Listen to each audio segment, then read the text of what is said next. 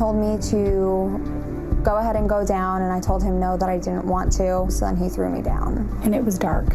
It was very dark. Complete darkness? Yes. 41-year-old Katie Beers is a mother of two, motivational speaker, author, and insurance salesperson who lives in Pennsylvania. My life is exactly what I always wanted. 2 parents who love me, siblings who are amazing, and a husband and 2 kids, Katie Beers said in an interview with 2020. But behind this present, lucky, normal, and good life is a very unsettling and disturbing past. If it didn't happen, then I wouldn't be where I am today.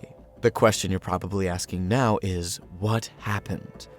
It's December 28th, 1992, and 9-year-old Katie Beers will be celebrating her 10th birthday in 2 days. She's excited because a family friend and neighbor promised to take her shopping on her birthday. In fact, this man had been so nice to the Beers family, showering young Katie and her elder brother John Beers with attention and gifts. He was a nice man, a good friend and neighbor, apparently. But surprisingly, Katie went missing after she went to play video games in his bedroom. For 16 days, no trace of Katie was found, as no one even knew she had been with a family friend. Miraculously, she was found on the 17th day inside the walls of an underground bunker. Everyone wondered, how did she get there? This is the twisted case of Katie Beers, the girl who disappeared 2 days before her birthday and was found 17 days later. Catherine Beers was born in New York on December 30th, 1982. In her early childhood, she lived on Long Island with her biological mother and older half-brother, John Beers. She never grew up to see her father, as her mother, who was never married, was unsure who Katie's father was. When Katie was 2 months old, her mother, Marilyn Beers, dropped the baby off at her friend Linda Inghileri's apartment so she could rest, an apartment Linda shared with her then boyfriend, Sal Inghileri. The babysitting job that was supposed to last a few hours instead continued for much of the next 9 years. Later, Marilyn Beers said Inghileri, who was Katie's godmother, refused to give her daughter back, while Inghileri said her friend checked out of her daughter's life. By the time she was 4, little Katie was wandering the neighborhood alone and underdressed at all hours of the night, doing the Inghileri's laundry and running across the busy street to buy them cigarettes and cupcakes. Katie revealed that by the time she was a toddler, still unable to speak in sentences, she could remember Linda's boyfriend, Sal Inghileri, molesting her. As she got older, it happened more often, and she said he would hunt her down even when she tried to hide. Unfortunately, young Katie would continue to endure consistent sexual abuse at the hands of Sal Inghileri until she was 9. I was sexually abused, physically abused, emotionally abused, and verbally abused. I didn't necessarily know what the abuse was, but I always knew I didn't want it to happen. It made me feel uncomfortable, but we weren't spoken to about it at school. Katie was a slave, forced to clean and tidy from a young age and fetch cigarettes from the local shop. She recalls having her long hair shorn to stop head lice, and she would regularly arrive at school dirty and dressed in the wrong clothes for the time of year. But even though she was neglected, she never longed for possessions. The only thing I wanted when I was younger was to spend more time with my biological mom. I didn't care about the clothes. I didn't care about food because they were things I was used to. Throughout the years of abuse, Katie was able to see enough of other people's homes to long for something better. I was a bit of a dreamer, she explains. I wanted to be in a place where there was no abuse. Even though I didn't know my home life was not normal, I always wanted to have what I saw my friends' parents were having, happy relationships. In an atmosphere that allowed sexual abuse to thrive, predatory family friend John Esposito hovered on the periphery of the children's lives, showering young Katie and her brother John with attention and gifts. Esposito reportedly started sexually abusing John until Esposito believed he was too old. In 1978, Esposito pleaded guilty to the attempted abduction of a 7-year-old boy from a shopping mall, avoiding prison time, but the Beers family appeared none the wiser. Beers would later say of her childhood, "I grew up in a world where abuse was swept under the rug and not reported. Abuse wasn't reported because the community didn't know what was happening. Abuse wasn't reported because the community turned a blind eye, ignored it, didn't report it, or didn't know where to report it." Ironically, Beers' abusive childhood gave her the mental fortitude she would soon need to survive a far more terrifying ordeal, an abduction. Katie's family friend John Esposito was a building contractor. Esposito had built his own apartment over the garage, a few yards from the main house. He put up posters in local stores advertising himself as a big brother, with boys spending weekends hanging out at his renovated garage. Esposito was largely left to his own devices by his family when they all lived together.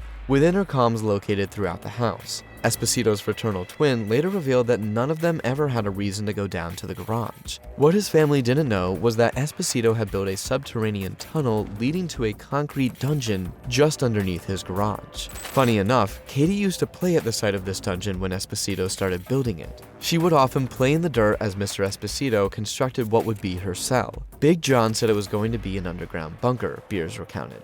We were all playing in it, this big open pit in the ground. Little did she know she'd be locked in here a few years later in the future. In the months leading up to her 10th birthday, Esposito began trying to get her alone.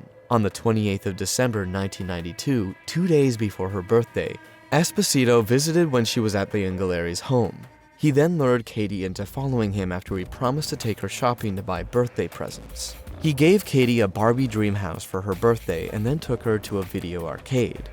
Afterward, he took Katie Beers back to his home and had her play a video game while sitting on his bare mattress with the lights off and the curtains drawn. Soon enough, Esposito started making sexual advances toward the girl. "I'm not going to hurt you, Katie," he whispered. However, John Esposito forcefully carried her down his stairs while the poor girl screamed. As Katie watched, nearly hyperventilating with fear, Esposito unscrewed a bookshelf from his office wall, moved it aside, and then rolled up the beige carpet underneath. There, Katie saw a slab of concrete with a frame around it, looking on as Esposito attached a bar with a hook to the slab and began cranking it open. He then screamed at her to get down into the hole and threw her down when she refused. Mr. Esposito followed her into the darkness and through a tunnel that led to a tiny door. Inside, there was a closet-sized room covered in cork-and-form insulation. Elevated off the floor was a coffin-like cabinet with a television at one end secured with a padlock. Esposito ordered Katie to climb into the cabinet where he fastened a chain around her neck. "When am I going home?" the young girl asked. "This is your new home now," Esposito answered. Beers would spend the next 17 days imprisoned in the 6-by-7-foot space, which had a toilet and CCTV system prepared several years ago by Esposito specifically for Katie Beers' arrival. With Beers as his prisoner, Esposito devised an explanation for her disappearance and an alibi for himself, forcing Beers to record a taped message saying a man with a knife had kidnapped her. "Aunt Linda, a man kidnapped me and has a knife, and oh no, here he comes right now," the message read, in part. Having achieved the first goal of his evil plan, Esposito then headed to the Spaceplex arcade and Nescon set using a payphone outside to play Beers' recorded message. Afterward, he entered the arcade and feigned panic, telling the staff he had lost Beers inside. Meanwhile, back in the tunnel, John Esposito sexually abused Katie Beers regularly. During these moments, he allowed Beers into the slightly larger part of the bunker, but returned her to her coffin-sized cell before leaving. She would bring her soda and candy because she refused to eat any other food he brought for fear that it was poisoned. For the next 17 days, Beers lay awake in the box, unwilling to close her eyes for more than a few minutes at a time. She feared that if Esposito found her sleeping, he would hurt her or do as he had threatened and take a photograph of her sleeping to leak to the police to convince them that she was dead so they would stop searching for her. During those endless days, Beers watched news accounts of police looking for her and her mother and half-brother begging for her return while kissing their faces on the TV screen. Fortunately, Katie was a very smart girl. She had squirreled away a key to her lock and chain and was able to access the larger part of the bunker in Esposito's absence. Esposito told Beers he intended to keep her in the bunker for the remainder of her life, but the 10-year-old girl outwitted her captor. Beers asked Esposito a series of shrewd questions designed to sow doubt in his mind about how the whole thing was going to work out. How would she go to school? Where would she work? I definitely think that by trying to manipulate him into thinking about the future and things like that, I think that got him a little scared and worried about what the future was going to hold, Beers told 2020. When I asked Esposito how I would go to school, he told me that he would teach me what I needed to know. When I asked him how I would work, he would tell me that he had enough money for the two of us. When I asked him about getting married and having kids, he told me that when I was 18, he would marry me and have children with me. Soon, Katie's endless questions began to have the desired effect as Esposito got concerned that the police might be closing in. Outside the four walls of the tunnel, a lot went on in the search for Katie. Upon Katie Beers' disappearance, police identified Esposito as a primary suspect based on his history and proximity to the family. They had also determined that Esposito's phone call was a recording due to the absence of any background noise, and witnesses at Spaceplex stated Esposito arrived alone on the day Katie Beers disappeared. Finally, on the 17th day, Katie heard Esposito coming into the underground chamber. This time, he was not alone. As Esposito descended to the dungeon for the last time, he was followed by 2 men wearing suits. Beers was so broken and scared by then that her first thought was that Esposito had brought friends who wanted to hurt her too. She literally froze. But just then, as the men in suits reached out to help her, the men announced they were police officers. This breakthrough was a result of constant surveillance, which forced Esposito to oblige, and on January 13, 1993, he confessed via his attorney before leading officers to Beers' concrete prison. He eventually pleaded guilty to kidnapping on June 16, 1994, and was sentenced on July 27, 1994, to 15 years in prison, a sentence he served at Sing Sing Prison in Westchester County, New York. And although during Esposito's trial, Katie said he had raped her during her captivity, he was not charged with this. Esposito was found dead in his cell of apparently natural causes on September 4, 2013, shortly after his 4th parole hearing in 20 years. On the other hand, her godmother's husband, Salvatore Ngaleri, was convicted of 2 counts of sexual abuse and served 12 years for molesting Beers. During the investigation into the kidnapping, authorities discovered that Ngaleri had sexually abused the girl before she was abducted. He was prosecuted additionally for those crimes and subsequently died in prison in 2009. Shortly after her rescue, Beers was sent to live with her foster parents in East Hampton, New York, due to the abuse the 2 children had experienced before the kidnapping. Beers was provided with anonymity and raised by her foster parents until adulthood. Over years of therapy, she started to piece together the childhood she never had. The women in her life neglected her and did not protect her, and the men abused her.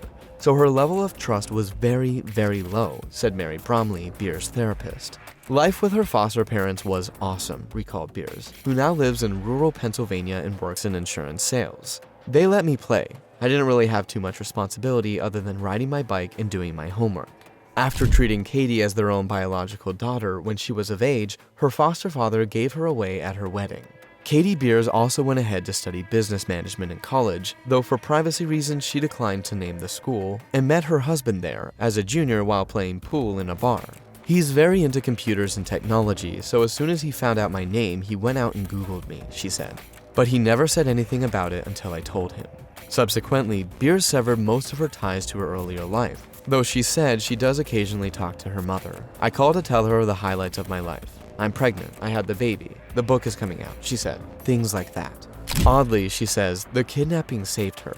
If the kidnapping hadn't happened, she said, I don't even want to think about where I would be. But I would have never graduated high school. I would have never graduated college. I might not even be here, living today, with the road that my life was bound to go down. Ms. Gusoff, who had covered the story of her kidnapping, approached her in 2008 about doing a follow-up. Katie Beers instead suggested that they write a book. She had already decided she was ready. It was right after John's first parole hearing. I told my dad that I really wanted to start writing the book, she said.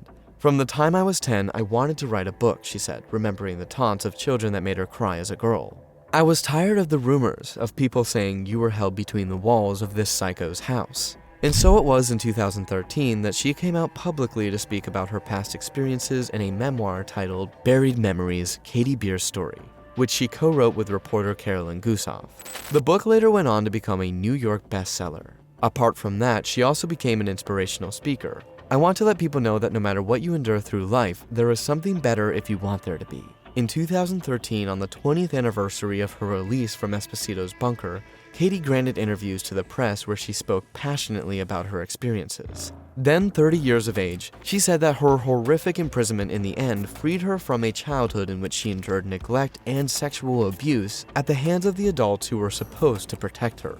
Being abducted was probably one of the best things that could have happened to me in my life, she said in a Newsday interview. Sitting in the cozy, toy-filled room of her log cabin and overlooking the Pennsylvania countryside, Beers said her nationally publicized rescue on January 13, 1993, opened the door to a new life with a loving foster family in East Hampton, one that allowed her to play like any other kid, frolicking in the snow in winter and riding her bike in the spring. Her son, Logan, then 3.5 years old, was happily playing with his favorite fire truck, Fiery Flynn, while her daughter, Haley, 17 months and in pigtails, rode through the house on her mother's hip. A happy Katie Beers told interviewers that when the time came, she would tell her children what she lived through, while also promising to give them the innocence she was denied. During the interview, she also spoke about the physical and sexual abuse she had endured right from when she was a toddler, the terrors of the sleepless 17 days and nights she spent captured in Esposito's underground tunnel in Bay Shore, and also the core strength that allowed her eventually to put her fears aside and how she learned to be the best mother she could be to her 2 children. Katie said she had always wanted to tell her extraordinary story since the day she was rescued from her dungeon, and into a police car and in the blinding glare of press photographers' flashbulbs. However, the young woman admitted that she needed to come to terms with her own past first. I wanted to graduate high school. I wanted to graduate college. I wanted to get married because I knew it was going to be a journey for me, and I wanted to be sure that my roots were set. When they were, Beers started allowing the memories back in, writing them down on napkins and scraps of paper so that once examined, she could begin to release them. That was my healing process, to be able to remember but then also to forget so the memories didn't weigh so heavily on me. Sitting on the beige sofa in her home, Beers today is friendly and open, surrounded by reminders of her family life, including photos of her with her husband, Derek, beaming on their wedding day. But she does not claim to be without scars. I'm very cautious about my surroundings. A woman that works in the office next to me always jokes that I am always honed in on what people are doing when they walk past her office. I try to maintain that everybody is a good person, but I still have to prepare for the worst. However, Katie also admitted that she believed that she had avoided paranoia when it came to her young children and hoped to preserve that attitude as they grew older. I don't think right now that I'm too protective. My son is 3.5 years old, so he shouldn't be outside my field of vision for more than 2 seconds anyways. But when they're a little bit older, sleepovers, going to friends' houses, possibly it could be more difficult. Katie also admitted that in her first years of living with her foster family in East Hampton, she was often angry and unapproachable. Even before her first day at Springs Elementary School, she said the teachers held an assembly warning students not to question her about what she had been through. They did question her anyway, and according to Beers, she answered all questions bluntly, and in time she became just another kid at the school. Her foster father cooked her French toast in the mornings, and her foster mother taught her for the first time how to brush her teeth. The school became mandatory, whereas throughout her life it had been optional, and chores were assigned to teach her responsibility, not to harass her. Now I had to bring the laundry basket downstairs, not do the family's laundry. When she was in high school, Katie also showed her athletic prowess in sports like tennis and volleyball, where she was eventually made the captain of the school's volleyball team. Through years of acceptance and safety, she gradually learned to trust her foster parents, whom she now refers to as mom and dad, her 4 foster siblings, her friends, and finally, even men. If it weren't for my parents, my outcome would have been completely different. My parents found me for a reason. My dad called into Child Protection Services after I was kidnapped and said we wanted her. So I have the cool thing of saying my parents chose me. I had a lot of emotional issues, but my parents' unwavering love really helped me, as did being able to talk. They treated me differently until I was adjusted, but then I was treated like their kid. If I did something wrong, I got in trouble, but it was amazing going from being beaten to just being grounded. However, she has maintained a limited relationship with her biological mother and half-brother John, both of whom she's seen a few times in recent years. For more than 4 years after she was rescued, Katie said she longed to live with her biological mother, though also admitting that it was better that she had not been returned to her. It's still hard to admit that she neglected me. I'd still like to say, well, she was working 2 jobs to make a living for us, but it wasn't the case. Maybe if she was around more often, the abuse wouldn't have happened. Katie Beers now campaigns for victims of sexual abuse. The person who has sustained the abuse should not be ashamed. It should be the abuser. But we need to talk about it more. It's easy for victims to think that there's only one way to go in life, and that's downward because they think that people don't care about them. But I want them to see that that's not the case at all. I'm living proof of that. And that brings us to the end of an inspiring story about the life of a young girl who turned her tragic past into a triumphant future. We hope you enjoyed the video and also learned a thing or two. Do well to let us hear your opinion in the comments section, and don't forget to like, share, and subscribe to our channel for more. Thanks for watching, and see you in our next video.